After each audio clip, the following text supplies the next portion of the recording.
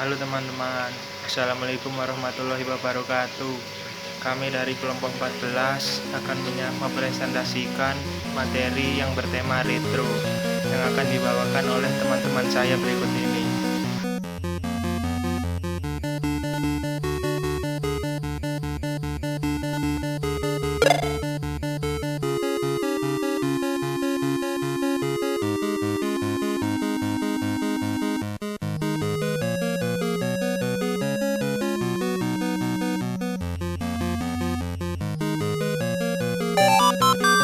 Ini adalah sejarah retro modern berdasarkan periode tahun 1920 sampai dengan 1970-an menurut Neil Bingham.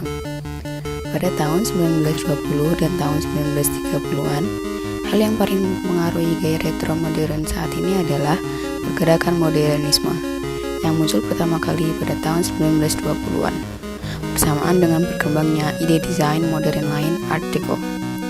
Tahun 1940-an dan tahun 1950-an didominasi oleh perang dan ketegangan. Sementara dekade selanjutnya merupakan dekade damai, menunjukkan perubahan yang lebih berwarna, optimisme, dan keceriaan. Oleh karena itu, tidak mengherankan jika gaya retro tahun 1950-an merupakan gaya yang paling dikoleksi saat ini. Tahun 1960-an merupakan era revolusi ekstremisme. Tahun 1970-an, buku Charles Cherk yang menggambarkan The Language of Postmodern Architecture merekam waktu, tanggal, dan tempat hancurnya pergerakan gaya modern, yaitu pukul 15.32 tanggal 15 Juli 1972 di St. Louis, Missouri. Retro modern merupakan permainan gaya tingkat tinggi dan pengetahuan mengenai tren, gaya, dan produksi. Interior di retro modern dipilih karena menjadi furnitur klasik pada abad ke-20.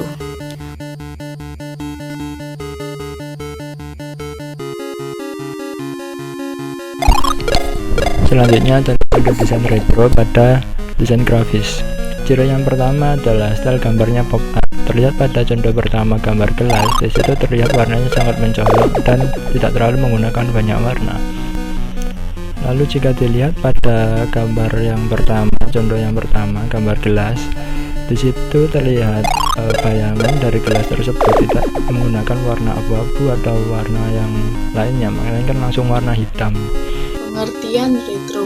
Retro merupakan bahasa Latin yang memiliki arti mundur atau masa lalu. Retro biasa digunakan untuk menggambarkan fashion, tren, atau kultur yang pernah populer di masa lalu. Istilah retro sudah mulai digunakan pada tahun 1970-an untuk menggambarkan artefak baru yang secara sadar mengacu pada motif, teknik, dan bahan tertentu di masa lalu. Gaya retro mengacu pada hal-hal baru yang menampilkan ciri-ciri masa lalu. Ciri-ciri retro style yang pertama itu ada warna yang cerah dan hangat, mencerminkan kepribadian orang-orang yang menggunakan style tersebut. Gaya retro memang khas dengan kombinasi warna primer yang eksplosif, khas dengan warna yang bebas. Gaya desain ini menunjukkan kepribadian penghuninya yang mandiri serta ceria. Dan biasanya warna-warna yang dipakai itu adalah merah, hijau, dan biru, yang dipadukan dengan warna dinding yang warnanya putih. Lalu yang kedua, itu memiliki tata ruang yang terbuka luang. Jadi gaya retro ini seringkali menerapkan konsep tata ruang terbuka sehingga memiliki gaya ruangan yang lebih fleksibel. Untuk menandakan ruangan satu dan ruangan lainnya itu dibutuhkan sekat, tapi sekatnya ini bisa dipindahkan sesuai yang kita inginkan. Lalu ada material revisioner pada masanya. Pada tahun 60-an dan 70-an, di mana perkembangan teknologi di dunia pada saat itu masih menggunakan furniture yang tak biasa, seperti misalnya bahan plastik, vinil, hingga fiberglass. Lalu ada pencahayaan yang unik. Untuk warna-warnanya kan bisa ada warna biru puyuh ataupun alpukat yang menandakan bahwa itu adalah gaya retro style. Jadi kita bisa juga menambahkan lampu-lampu yang berbentuk lava ataupun yang berbentuk kotak. untuk menghiasi ruangan-ruangan yang ada. Lalu ada lantai dan wallpaper yang geometris. Lantai dan wallpaper bergaya retro ini biasanya kotak-kotakan, geometri dan kotak-kotak, ada yang segitiga ataupun yang lingkaran. Jadi pola retro ini dapat menutupi seluruh area atau dinding yang ada di dalam ruangan tersebut. Lalu juga tidak tertinggal ada berupa titik-titik atau dot, adalah salah satu juga yang populer pada tahun itu. Lalu ada dekorasi yang tak biasa. Salah satu gaya retro itu kan menandakan kesannya hangat dan cozy yang akhirnya membuat orang mengisi ruangan dengan barang-barang furniture yang tak biasa, ya kan? Dan berbentuk yang aneh-aneh dan warna-warna yang cerah juga. Lalu ada yang namanya pace and pattern. Nah, era tahun 70-an dikenal eranya desainer dan seniman pop art seperti Andy Warhol, seniman yang memainkan peran penting pop art pada saat itu. Jadi kita bisa menggabungkan pop art tersebut ke dalam style style yang kita bahas ini. Kita bisa memadupadankan style tersebut. Desain interior yang pertama yaitu desain retro art deco. Desain retro yang paling awal ini berkembang di era tahun 1930-an. Desain retro art deco ini lebih identik dengan kesederhanaan dibandingkan desain retro yang lainnya. Yang kedua, desain retro 50s. Sesuai dengan namanya, desain retro 50s berkembang pada tahun 1950-an. Munculnya desain retro 50s ini kaitannya dengan perkembangan ekonomi dan industri pada saat itu, sehingga warnanya dan materialnya pada desain interior ini menjadi lebih berani dan eksploratif. Yang ketiga, desain retro pop art. Desain ini memasuki era 1960-an. Di dunia seni dan fashion mulai berkembang dan menjadi kiblat dari perkembangan dunia desain retro. Jadi, di mana bentuknya mulai dieksplorasi lebih tajam dan penggunaan warna pada desain interior sudah tak lagi memiliki batas.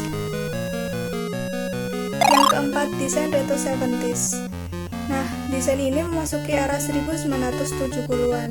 Gaya retro art deco ini mulai kembali dilirik sebagai bentuk estetis yang baik dan diterapkan pada gaya interior.